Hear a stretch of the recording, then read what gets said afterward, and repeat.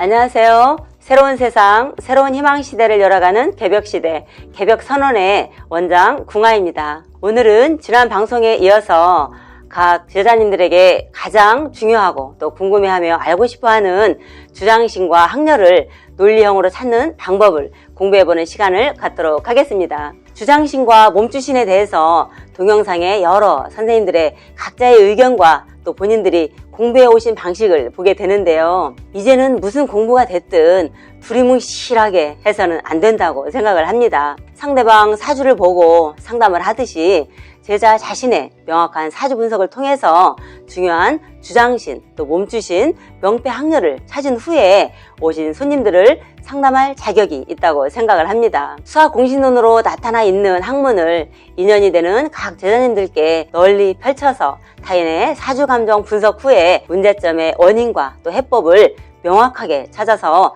속 시원하게 해결을 해줘야만 된다고 생각을 합니다. 그동안의 신의 공부가 너무나 방대하고 또 어렵다고 생각하신 분들은 오늘 이 영상을 귀담아 들어보시길 바랍니다. 먼저 신당의 누설을 살펴보게 되면 중당, 소당, 육당에 좌정하신 신들을 총괄하시고 또 관리, 통솔하시는 주장 대신님과 또 12대신 줄기인 박사 대신, 호기 대신, 천룡 대신, 천하 대신, 지하 대신, 벼락 대신, 창부 대신, 별상 대신, 장군 대신, 작두 대신, 분홍 대신, 명도 대신 중에 어느 주력으로 또 명패를 부여받고 오셨는지 수문 대신인지 불일 대신인지 아니면 불일 대신인지부터 명확하게 구분하는 것이 아주 중요합니다. 전원에 좌정하신 신의 줄기와 주력 또 그분들의 주특기가 무엇이며 신당의 소당, 중당, 육당 중에 어디에 좌정을 하셨는지 아직 왕래만 하고 계시는지 오셨다가 임기가 만료가 돼서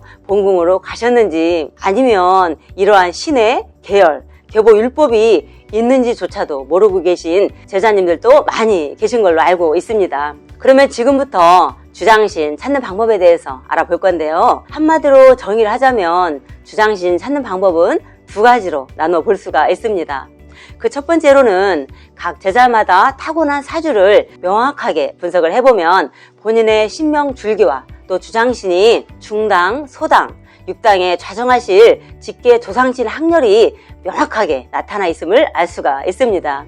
신 선생님과 제자의 성씨와 사주가 분명히 다르고 또 각자마다 오신 신명 줄기가 다름에도 불구하고 무조건 선생님들의 말씀만 듣고 기동량, 눈동량을 따라하기 전에 나의 사주 분석부터 정확히 해보면 내가 제자가 맞는지 또 맞다면 주장신이 어느 주력으로 또 몇 대에서 무슨 명패를 부여받고 오시는지 수학 공식처럼 정확하게 알 수가 있습니다. 이렇게 사주 분석을 통해서 학문으로 주장신을 찾았다면 그게 맞는지 또 확인을 해봐야 되겠죠. 그렇게 찾았다면 두 번째 방법으로는 기도로서 찾는 방법인데요. 신들은 우리가 인간들이 찾는다고 해서 아무 날이나 오시는 게 아니고요.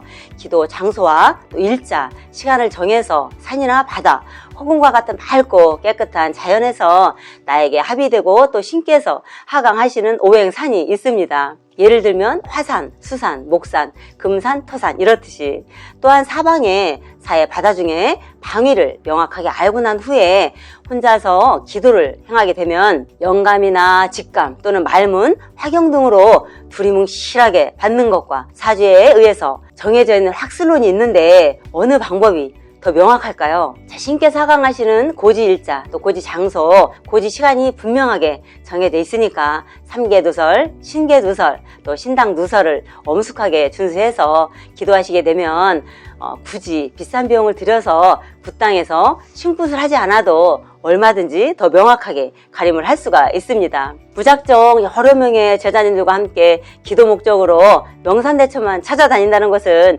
시간과 또 금전 낭비는 물론이고 서울에서 김서방 찾으러 다니는 것과 또 모래사장에서 진주를 찾으러 다니는 꼴밖에는 안 된다고 생각을 합니다. 내림꽃을 하고 선생님과 또 인연이 끊어지셨거나 또는 혹시 선생님이 계시더라도 눈치가 보여서 이러지도 저러지도 못하고 애태우시는 우리 애동 제자님들이 많으실 것 같은데 걱정하지 마시고 저희 개벽시대에 개벽선언에 연락을 주시면 저희 개벽선언에서는 일반적으로 행해져 왔던 신 선생님과 또 제자 간에 꼭 사제지간이 되어야 한다는 그런 편견을 다 깨고 답답하고 신명색에 특별한 공부가 필요하신 분들을 위해서 열려있는 공간입니다. 저 또한 신 선생님들을 여러 명을 거치면서 나의 주장신과 몸주신을 정확하게 찾지를 못해서 엄청난 고통을 받았고, 또 급기야는 신경정신과 치료까지 받으면서 한때는 신을 원망한 적도 있습니다. 그래서 그 누구보다도 처절하게 경험을 했고, 또 그 답답한 심정을 충분히 이해할 수 있기 때문에 신의 공부만큼은 그 어느 공부보다도 더 명확해야 된다고 생각을 합니다. 자연의 이치를 보면 음양오행이 있고, 또 봄, 여름, 가을, 겨울 사계절이 원칙으로 정해져 있듯이 이 신명세계에서도 이미 오래전부터 전해 내려오던 옛 고승과 또 도인들께서 활용하시던 규칙적이고 논리적인 비술, 비책, 해법론에 의해서 신명계 공부도 우리가 그동안 해왔던 일반 공부처럼 수학 공식론으로 정연논리하게 나와 있다는 것을 알고 공부를 했기 때문에 그 누구보다도 빠르게 이 자리에 올 수 있었다고 저는 자부합니다. 지금의 각 제자님들에게 막히고 또 답답하게 하는 가장 큰 이유는 주장신령님이 정확하게 좌정을 못하셨고, 또 정확하게 찾지를 못했기 때문에 신당이 두서가 없고 또 고생을 하고 있는 것입니다.